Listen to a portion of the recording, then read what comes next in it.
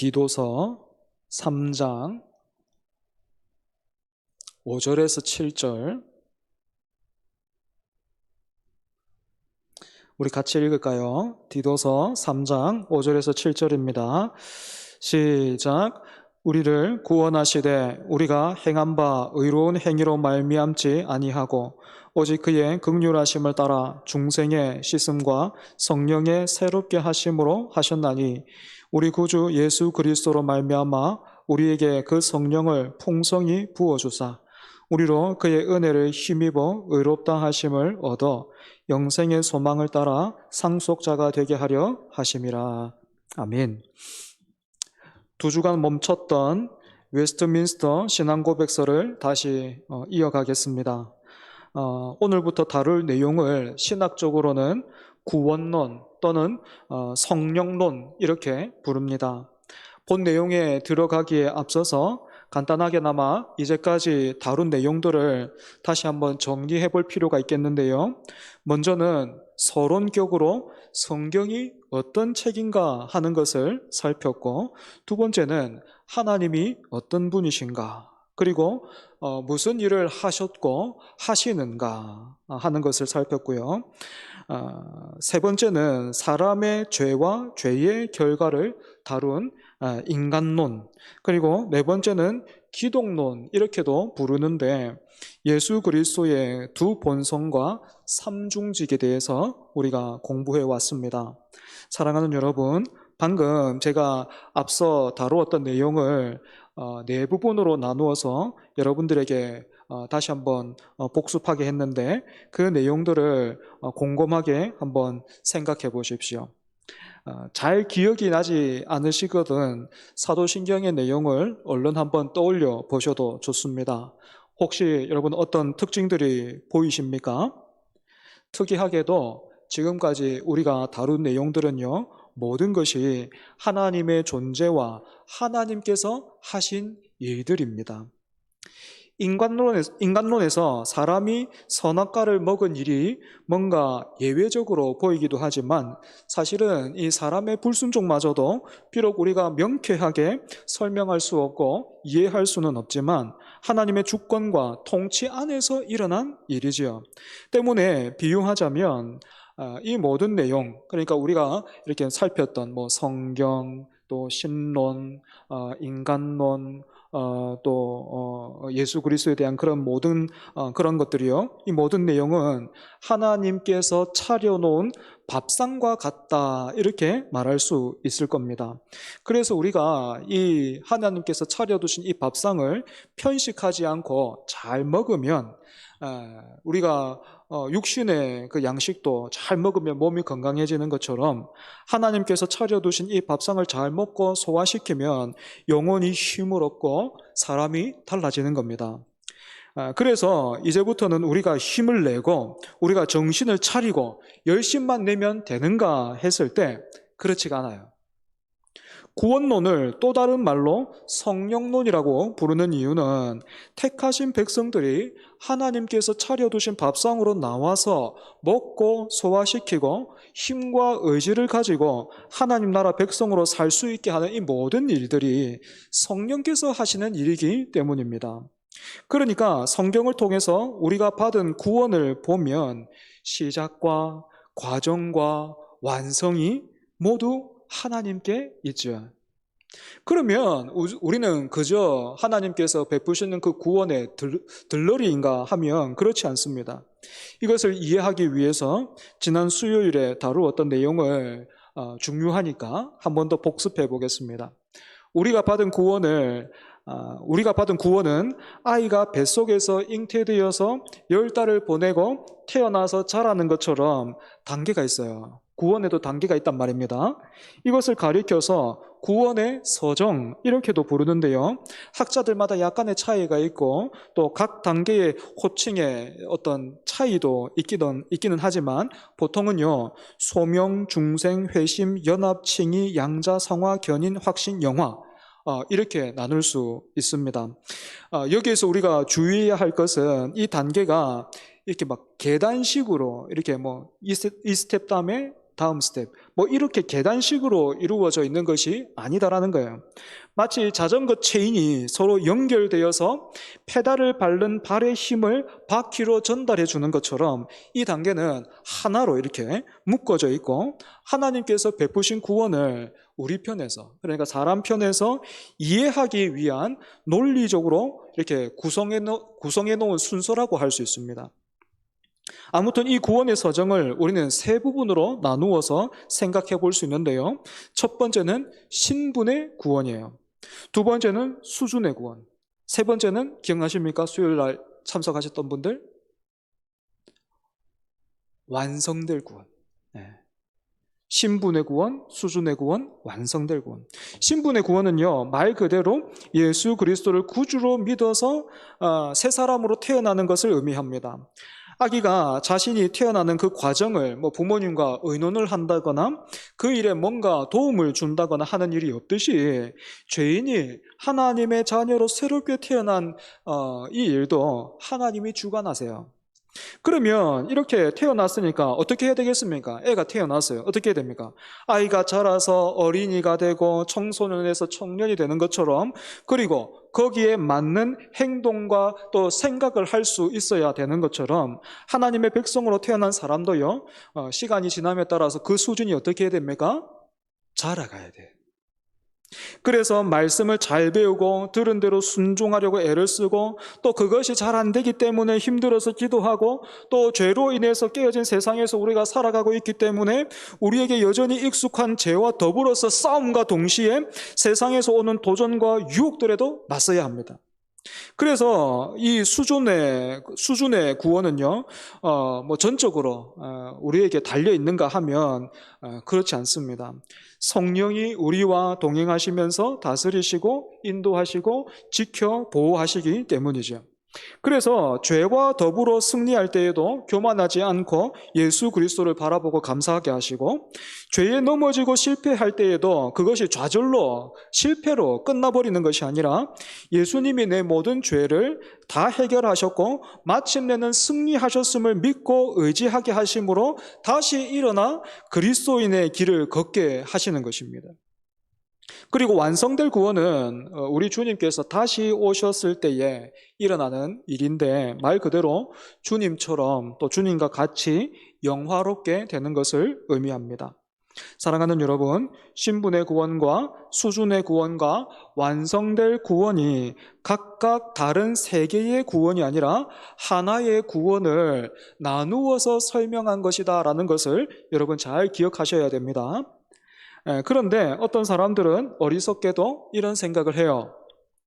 예수님을 믿게 된 건 참 감사하기도 한데, 이렇게 믿고 나서 보니까 다른 사람들보다 행동에 제약이 있는 것도 같고 마음대로 하지도 못하고, 또 한번 성질 부리려고 하다가 옆에서 저 사람 교회 다니는 사람 아니가? 이런 소리 들으면 또 성질 죽여야 되고 막 이렇게 불편하니까 좀 힘들다. 그러니까 그냥 죽기 직전에 하나님이 나를 불러주셨으면 얼마나 좋을까. 뭐 똑같이 천국 가는 거 죽기 직전에 불러주면 그때까지 내 마음대로 살다가 천국 가면 참 좋겠다. 뭐 이렇게 생각하는 사람이 있다는 거예요. 그리고 여러분, 정말 비록 소수긴 하지만 어떻습니까? 이따금씩 정말로 이 신분의 구원에서 완성될 구원을 기다리는 자리로 곧장 가는 분들이 있죠. 그죠? 주로 병석에서 예수님을 영접했거나 임종 직전에 예수님을 만난 분들이 여기에 해당된다고 할 수 있는데, 그래서 여러분 이렇게 신분의 구원에서 곧장 그냥 수준의 구원은 생략하고 완성될 구원의 자리로 나가는 이런 분들, 죽기 직전에 예수님을 믿게 되는 이런 분들, 우리의 신앙의 모델입니까? 여러분이 사모하는 모델이에요? 여러분에게 도전을 주고 또 좀 부럽습니까? 그렇지 않겠죠. 그렇지 않았으면 좋겠습니다.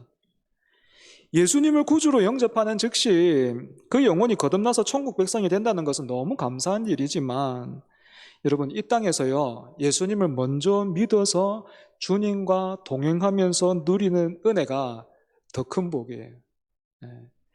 아마 천국에서 우리 다 같이 만나게 될 텐데, 그 병석에서 이렇게 곧장 믿어가지고 천국 들어오신 분들은요, 우리 보면 너무 부럽다 할걸요. 이렇게 좋은 분 그렇게나 일찍 만나서 그 땅에서도 그렇게 살았습니까? 얼마나 좋았습니까? 얼마나 행복했습니까? 나는 두 번 다시 가질 수 없는 그런 기쁨과 어떤 감사와 영광을 당신은 그렇게 누렸다 하니 너무 부럽네요. 예, 그렇게 말할 겁니다.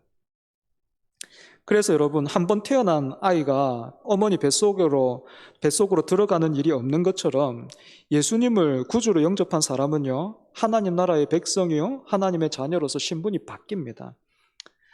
오전에도 말했지만, 그래서 구원이 공짜인가? 우리는 그저 수동적으로 끌려가기만 하면 되는가 하면 그렇지가 않다는 거죠. 무엇이 있습니까? 수준의 구원이 있어요. 수준의 구원. 예수 그리스도를 닮아가면서 구원받은 사람으로서 세상에는 없는 멋과 품위와 영광을 보여야 할 의무와 책임이 오늘 우리에게는 주어져 있는 것입니다. 그런데 이 일이 우리에게만 주어져 있는 단독 미션인가 하면 그렇지가 않고 성령님께서 이끄시고 주장하시고 또 힘 주신다라는 거예요.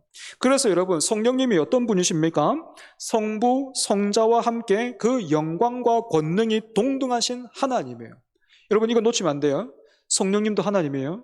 그 성부와 성자와 그 영광과 권능이 동등한 하나님이십니다. 하지만 유독 성령님을 뭔가 종교적인 기운이나 배터리처럼 그렇게 여기는 경향이 여전히 있어요. 그래서 종교적인 신비한 경험을 추구하는 그런 교파에서는 종종 성령님을 초청하고 부르는 그런 행위들을 합니다. 여러분도 들어보셨는지 모르겠는데 저는 어렸을 때 많이 들어봤습니다. 입으로 막 바람 소리 휘 이런 게 막 내면서 막 임하소서, 막 오소서 하고 막 부르는 거예요. 우리가 알고 있는 복음성에도 성령이여 임하소서, 오소서 진리의 성령님 뭐 이런 가사가 있기는 합니다. 하지만 여러분, 그런 표현들을 우리는 주의해서 사용해야 합니다. 쓰면 안 된다는 말이 아니고 주의해야 된다는 거예요. 지금 내가 공허하고 무기력하고 우울하다고 해서 그리고 또 지난주에는 보통은 내가 한 주에 성경을 7장은 읽었는데 하루에 한 장씩 해서 7장을 읽었는데 지난주에는 한 장밖에 못 읽었고 아니면 아예 못 읽었거나 아니면 기도 아예 못 해가지고 성령님이 내 안에 안 계신 것 같아가지고 뭐 이렇게 생각을 해서요, 이미 우리 안에 계신 성령님을 의지하지 않고 마치 종교적인 기운과 에너지를 모으는 것처럼 성령님을 불러내리는 듯한 그런 행위는 바람직하지 않기 때문에 그래요. 그래서 성령님 하면 제일 먼저 성령님도 인격적인 분인. 그래서 우리의 예배와 감사와 찬양을 받기에 합당하신 분이시다라는 것을 먼저 기억해야 합니다. 여러분, 이것을 강조하기 위해서요, 이 독립교단에 속해 있는 어떤 교회에서는 지금도 이 성령을, 왜냐하면 우리나라 한국 문화에서는 영자란 이게 붙으면 좀 사람들이 인식이 좀 달라지기 때문에 그걸 바꿔서 성령이라고 부르지 않고 성신이라고 불러요.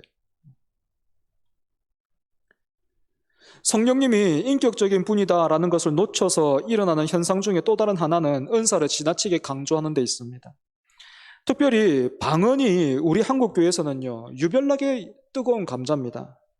뭐 요즘은 조금 덜해졌는지 모르겠지만 한 30년 전만 해도 한국 교회에는 방언이 성령을 받은 증거다라는 말이 별 반대나 거부감 없이 통용되었습니다. 혹시 이 방언이 뭐지? 이렇게 낯선 분들을 위해서 잠시 설명을 드리면, 방언은 쉽게 말해서 다른 언어를 이야기합니다. 이렇게 국어사전 이런 거 찾아보면 방언하면 사투리도 방언의 일부잖아요. 그죠? 성경이 다루고 있는 방언은 총 두 가지인데요. 하나는 외국어를 가리키고 또 하나는 신비한 종교적인 체험에서 오는 것이 있습니다. 방언을 성령을 받은 증거다라고 말하는 분들은 사도행전 2장에서 약속대로 성령이 임했을 때에 모인 사람들이 방언을 하지 않았는가라고 그렇게 말을 합니다. 하지만 여러분, 사도행전 2장에서의 방언은 다른 나라 사람들이 알아들을 수 있는 외국어였고, 또 이런 신비한 체험은 하나님께서 앞으로 교회를 통해서, 그러니까 개인에게 주신 어떤 그런 것이 아니라 교회를 통해서 어떤 일을 하실 것인가 하는 것을 보여주신 예언적인 사건으로 이해하는 것이 훨씬 더 타당합니다. 그러니까 사도행전 2장에서 우리가 그 오순절에 그 마가 다락방에서 성령이 임하시잖아요. 그죠? 그 사건을 개인적인 사건으로 볼 게 아니고 교회적으로 봐야 된다는 겁니다. 그리고 방언에 대한 가르침은 사도 바울이 고린도전서 14장에서도 주고 있는데요. 거기서 요점은 이겁니다. 사랑으로 하고 방언보다는 예언하기를 사모하라 했습니다. 이 사랑으로 하라라는 말은 받은 은사로 자랑하면서 자기를 내세우고 있던 사람들을 책망함과 동시에 섬기는 자리로 돌아가라라는 그런 의미이고, 예언하기를 사모하라라는 말은 미래의 일을 알 수 있도록 애쓰라라는 말이 아니고, 여러분 성경에 예언 두 가지 있다 했죠? 하나는 뭐였습니까? 말 그대로 미래를 말하는 것이었고, 또 다른 하나는 뭐라 그랬죠? 말씀을 전하는 거라 했어요. 말씀을 전하는 거. 그래서 바울이 방언보다 예언하기를 사모하라라는 말은요, 하나님의 말씀을 깨닫고 전하는 일을 사모하라 했던 겁니다.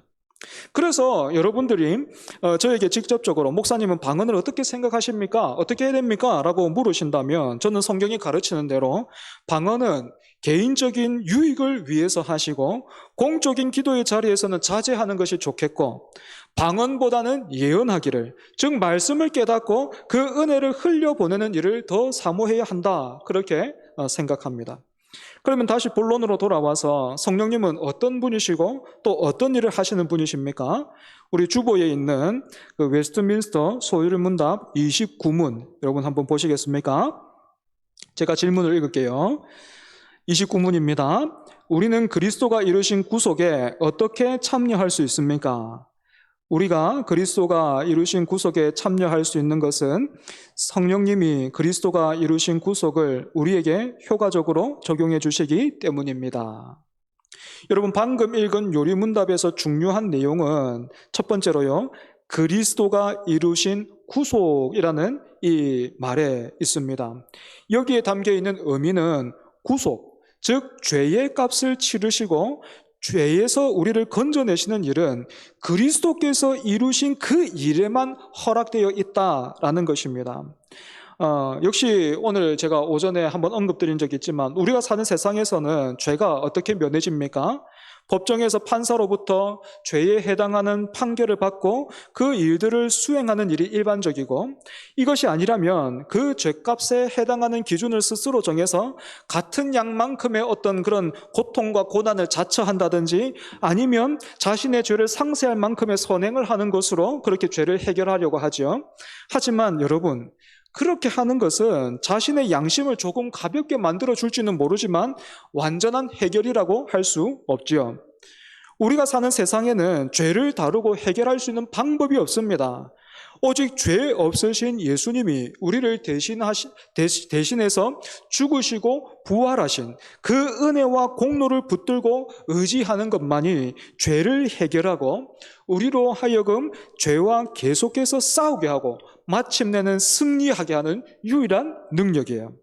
두 번째로, 이 유일한 능력을 누가 받아서 누리는가 했을 때에 어떤 자격과 조건을 갖추는 사람이 짠 하고 등장하는 것이 아니라 성령님께서 그리스도가 이루신 구속을 우리에게 효과적으로 적용해 주신다, 이렇게 말하고 있습니다.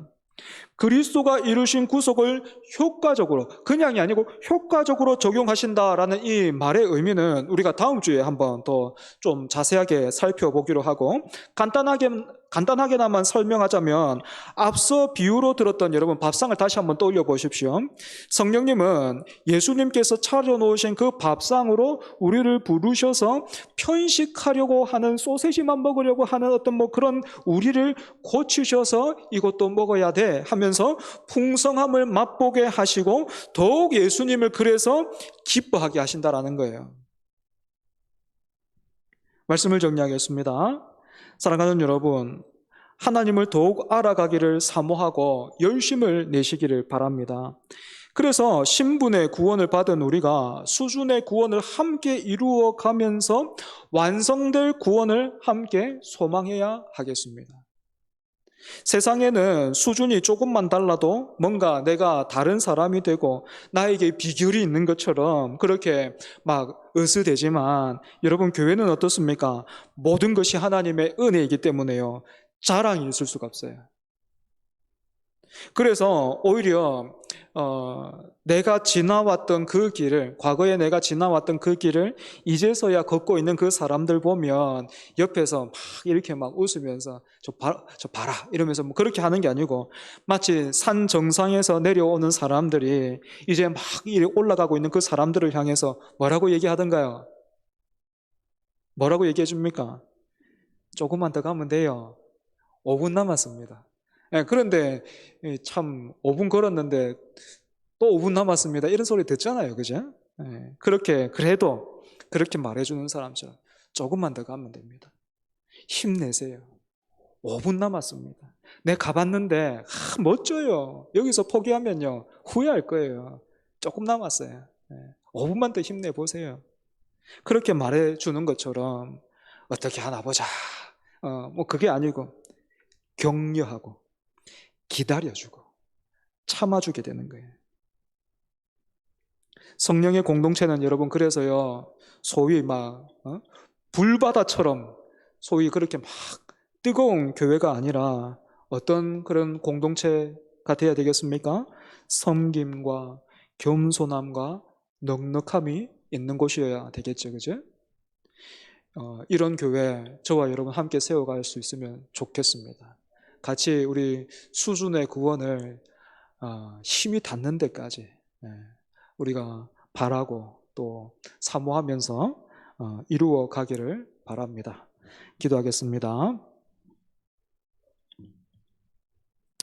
이 땅에 한 생명이 태어나는 것처럼 하나님이 우리를 그렇게 택하시고 또 때가 되어 불러주셔서 이 자리에 있게 하셨습니다. 신분의 구원을 허락하신 하나님, 하나님의 자녀요, 하나님의 백성으로 다시 태어나게 하신 하나님, 그 은혜를 감사합니다. 그리고 이 주신 신분에 힘입어서 우리가 이루어야 할 수준의 구원 있음을 알게 하여 주시니 감사합니다. 그런데 이 수준을 우리에게만 맡겨두시지 않으시고 참으로 그 성령 하나님을 통해서 이루신다 하시니 얼마나 위로가 되고 얼마나 감사한지요. 성령님, 우리 안에 계신 성령님, 한 주간 살아가면서 하나님이 우리 안에 계신다는 것을, 우리와 늘 동행하고 계신다는 것을 놓치지 않게 하시고, 또한 우리가 성령 충만을 구할 때마다 동시에 겸손함과 순종할 수 있는 힘과 능력도 주셔서 그 성령님의 인도를 따라 살아가기를 힘쓰는 우리가 되게 하여 주옵소서. 하나님, 우리 초정교회가 성령의 공동체 되게 하여 주옵소서. 주님, 소위 그 불바다처럼 막 뜨겁기만 한 것이 아니라 정말로 인격적인 하나님의 은혜를 우리의 삶을 통해서 누렸기에 참아주고 기다려주고 격려하며 서로가 사랑하기를 힘쓰는 그런 공동체로 계속해서 지어져 갈 수 있게 하여 주시옵소서. 하나님, 여전한 무더위가 남아 있습니다. 우리 성도들 영육간의 강건함으로 지켜주시고 붙들어 주시옵소서. 집으로 돌아가는 발걸음도 하나님께서 지켜주시고 또한 남은 그 주일 주의 은혜 안에서 쉼을 누리게 하시고 내일부터 은혜로 더해지는 날 힘써서 예배자로 예수 그리스도의 사람으로 살아가는 우리 모두 되게 하여 주옵소서. 예수님 이름으로 기도합니다. 아멘.